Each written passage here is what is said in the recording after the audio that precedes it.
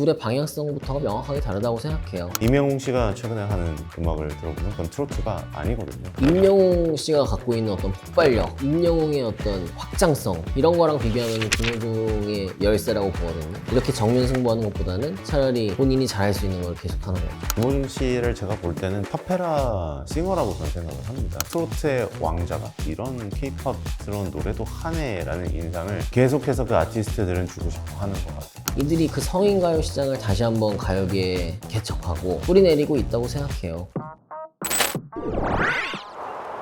상큼 발랄한 록, 포크를 선보인 임영웅, JD1으로 변신해 팝댄스를 뽐낸 정동원, 정통성악으로 클래식 콘서트를 연 김호중, 트로트 스타들의 변신은 어디까지일까요? 탄탄한 기본기를 바탕으로 장르를 넘나들며 전세대 팬심을 녹이고 있는 트로트 스타들의 행보에 대해 컬처콕이 알아봤습니다. 문화의 호기심을 꼭 짚어주는 컬처콕, 지금 시작합니다. 홍가인은 조금 더 영어로 얘기하면 트레디셔널하죠. 전통적인 매력이 있고 본인 자체가 민요에 강하고 판소리에 강하고, 반면에 임영웅은 좀 더 모던하죠. 다양한 음악을 할 수 있는. 그래서 지금 계속해서 해나가고 있는 음악을 봐도 송가인 씨는 전통 트로트에 집중하고 있고 임영웅 씨는 여러 가지 음악을 시도하고 있잖아요. 그래서 둘의 방향성부터가 명확하게 다르다고 생각해요. 음악적인 거를 제외하고 보면은 두 사람은 공통적으로 굉장한 스타성이 있죠.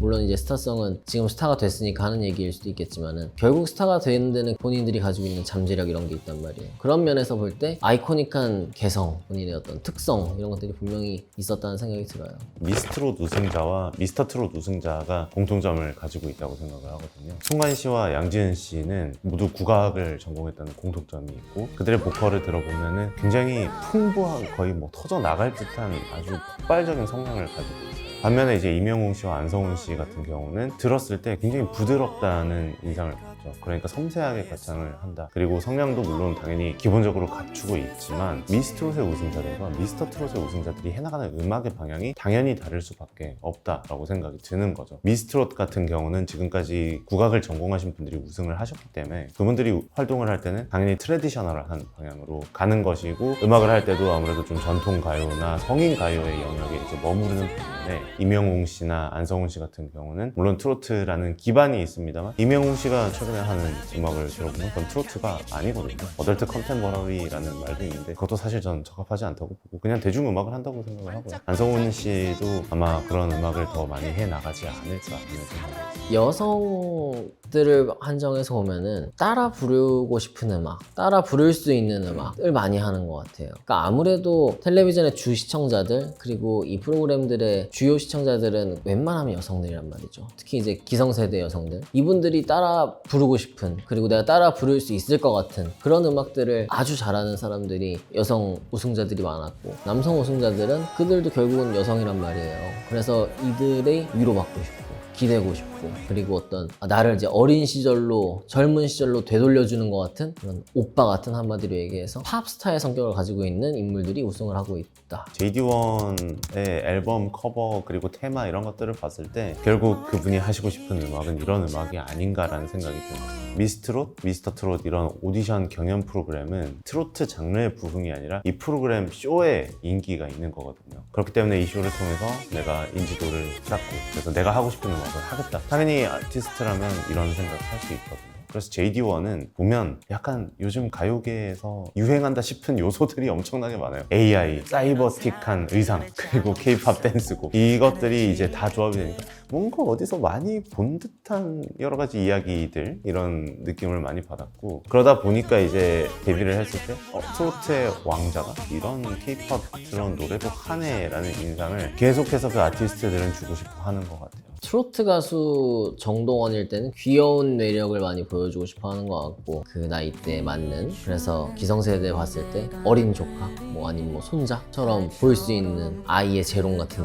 느낌이었다면은, 지금 보고 있는 JD1은 이 나이대 아이들이 하고 싶어하는 그런 멋있는 것들, 그런 걸 보여주고 있는 것 같아서 재밌게 보고 있어요. 뭐 음원 강자라고 표현했지만 실제로 음원 강자라고 할 수 있나요? 그렇진 않아요. 기성세대 팬들이 굉장히 많이 있고, 그들이 스트리밍을 하면서 어떤 실시간 차트, 뭐 멜로노 치면 핫백 차트 이런 데서는 이름이 올라가는데, 실질적인 탑백이라든가 일간 차트라든가 뭐 주간 차트라든가 이런 데서 두드러지는 건 아니거든요. 좋은 음악으로 뭐 뭐 그들에게 이제 팬들에게 어필을 하고 있다 이렇게 얘기는 할 수 있겠지만은 실질적으로 김호중의 음악이 인기곡이 돼서 지금 뭐 대중에게 소비가 되고 있느냐 그건 아니라고 아직은 보고, 그분은 어쨌든 성악과의 접점이 있기 때문에 트로트에 머무르는 게 아니라 그쪽으로 본인을 더 어필을 하고 개발하는 것 같아요. 그래서 불의 명곡 같은 프로그램에 나와서도 내 순도로만을 부른다든가 그런 걸 볼 때 전에 없는 캐릭터고 전에 없는 방향으로 지금 가고 있긴 하죠. 그 팬들과의 어떤 깊은 유대관계 이런 것들을 잘 유지하면서 본인의 음악색을 계속 가져가려는 게 아닌가 그런 생각은 하고 있어요. 저는 엄밀히 얘기해서 임영웅 씨가 갖고 있는 어떤 폭발력, 임영웅의 어떤 확장성 이런 거랑 비교하면 김호중의 열세라고 보거든요. 이렇게 정면 승부하는 것보다는 차라리 본인이 잘할 수 있는 걸 계속하는 거죠. 그쪽이 더 승산이 있고 더 자신 있고 이렇게 보고 있는 것 같아요.